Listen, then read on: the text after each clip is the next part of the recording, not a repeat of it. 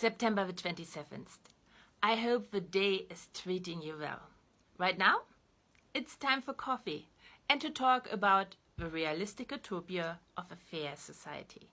Okay, let's face it. The complete dataset for a fair society will never fall into our laps, so that all we need to do is install it into our minds and run it as one of the sources with which we generate our personal models of the world. In fact, whenever someone offers you information in our current society, presses it upon you even repeatedly, they do so because they want you to generate a model of the world in your mind that might or might not be adventurous for you, but that will definitely be of advantage to them. You are the person in these never-ending negotiations who needs to be actively exploring what's out there and play a part in the debate by voicing what you see.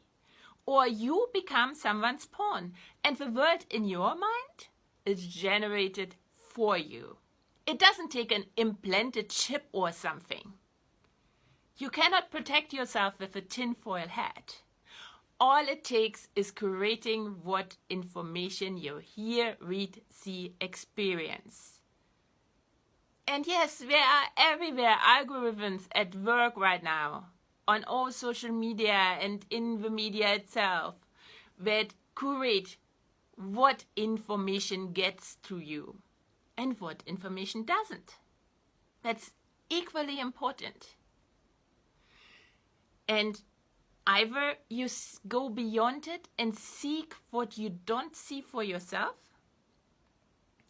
try to find out all the facts, or you become the pawn of a person who is behind the algorithm. Bringing this back to Rawls, he insisted that citizens need two essential moral powers or capacities. One, citizens need a capacity for the conception of the good, the ability to reflect on and pursue our own idea of how we want to live. We need to find out first what we want. Not what we don't want, but what we want. We need a capacity to reflect on and pursue our own idea of how we want to live and how we want to get to this point. Second, citizens need a capacity for a sense of justice, the ability to form our own view about how we should organize society and how we can cooperate with others on fair terms. That means we are seeing here in Rawls' words the balance we need between protecting the variety of self-generated worlds in our group, but at the same time finding the right degree of alignment of all these self-generated worlds to be able to cooperate, form common goals. According to Rawls, these two capabilities are what makes us free and equal. They are the preconditions for the existence of a democratic society. And the basic liberties, these personal, political, and procedural freedoms formulated by Rawls from the point of view of the original position, are the freedoms we must have to develop and exercise these capabilities. How? The political liberties guarantee our freedom to discuss moral and political questions, to criticize the government, and to take part in public life, without which it would be impossible to cultivate or act according to a sense of what's fair, our capacity for justice. This is what does it take to align our self-generated worlds to such a degree that we achieve the level of cooperation we pursue in this group, and this level of cooperation can it be achieved in a group the size we are in. At the same time, we need the personal freedoms of thought, speech, conscience, and association in order to define and pursue the kind of life that we want to live, our capacity for the conception of good. This is our self-generation, the variety of our self-generated world, that the way it is diverse from the world of the next person. Both of them are protected, both of them are necessary. When we are this clear about the underlying purpose of our basic freedoms, it helps us to think about their limits. Yes, freedoms have limits. Meaning a basic liberty is only protected where it is essential for us, the individual and the society. Since basic liberties are always liberties given to the individual but belonging to the group, so that the group can achieve the goal of a corporation. In developing and exercising our moral capacities. So when faced with a conflict between two liberties, basic liberties, we should seek to prioritize them according to their importance to living freely and for cultivating our two moral capacities, for keeping the balance between the variety of the worlds self-generated in the members of a group and the alignment that is necessary to cooperate in the level that is pursued. This means that not a single one basic liberty is absolute. No.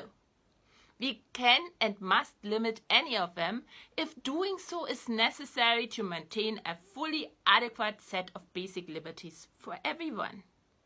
Because everyone is equal. And just because you think you have a right to scream out whatever you want doesn't mean it is actually your basic right and good for the group. Good for achieving the goals of the group.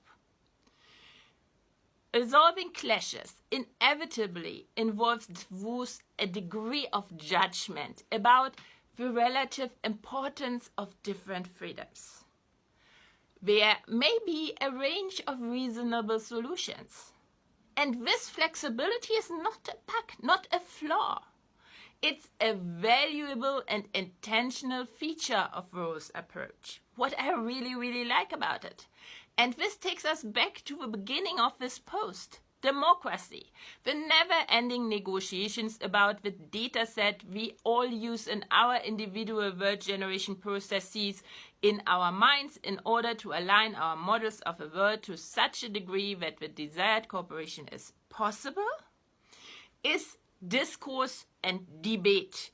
It's the only way we can let others know about the current model of the world we self-generate in our mind, and that's the only place it exists in our mind, and the only way we will ever know what world we others live in their minds. Because their worlds also only exist in their minds. Rose's approach merely aims to deliver the framework for the debate. How can we work this out when we all have different models of the world in our heads? And make it fair and make it equal and make everyone free.